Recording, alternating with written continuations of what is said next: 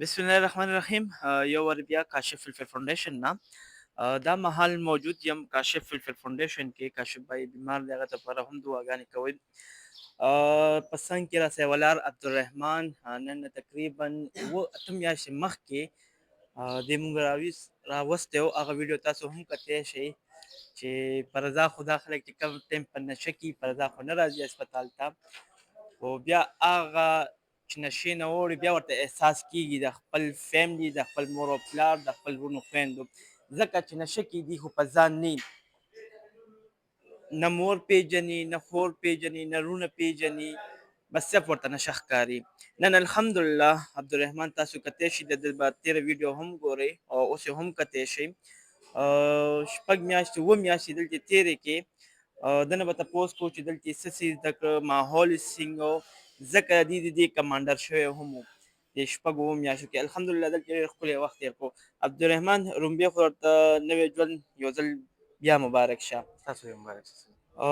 هغه ټایم هم ځان به ګورې، اوس الحمدلله بالکل. او داسې ښکاري نه چې تا نشې چېرته کړی بالکل دي. سر. ټیک ده، بس ګوره ځان سیټ کا. جی انشاءالله. ټیک ده، نشې نه انکار، زندګۍ سره پیار وکړه.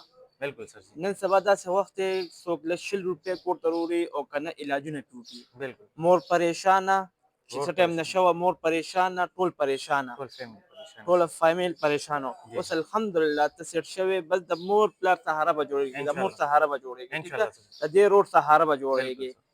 څه وینه غواړئ کاشف فلفل فاونډیشن کې علاج څنګه وشو؟ ډېر زبردست شو. دلته ما شپږ کلمې زده کړې، جنازې مونځ مې زده کړه، رولز مې زده کړل. زه خپله مین کمانډر پاتې شوم دلته او کاشف سر جي نه زمونږ ډېر دغه دي. زه به راځم، واپس به هم دلته راځم، په خپلې ډیوټۍ به راځم انشاءالله. تاسو سره به خپل وخت تېر کړم انشاءالله. دا ستا خپل هسپتال دی، اینی ټایم راتلی شي، دا ستا خپل هسپتال دی.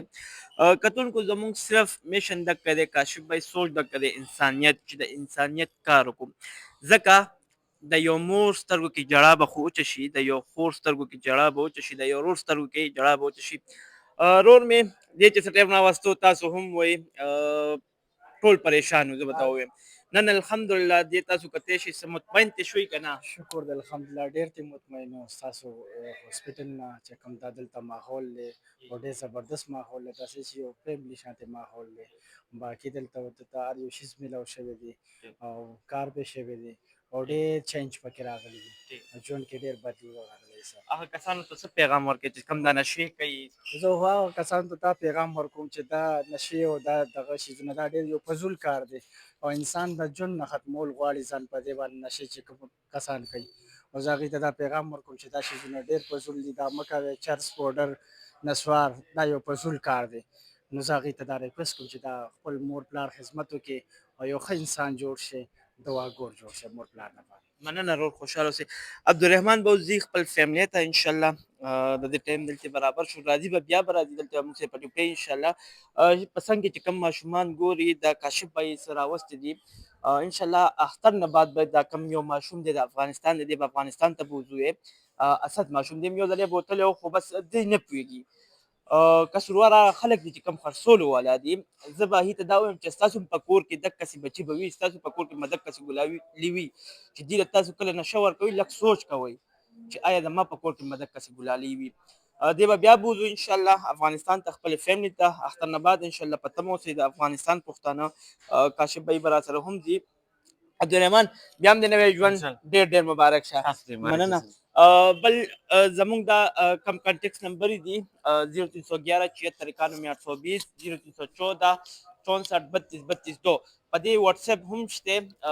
دا 14 نمبر چې کوم دی کاري صاحب وي، دلته 24 غنټې دلته وي. مونږ کله یو کله نه یو، خو دې 24 غنټې وي. تاسو راتلی شئ، خپل کشر مشر راوستی شئ او یو ښه علاج به کېږي. زندگی سے پیار.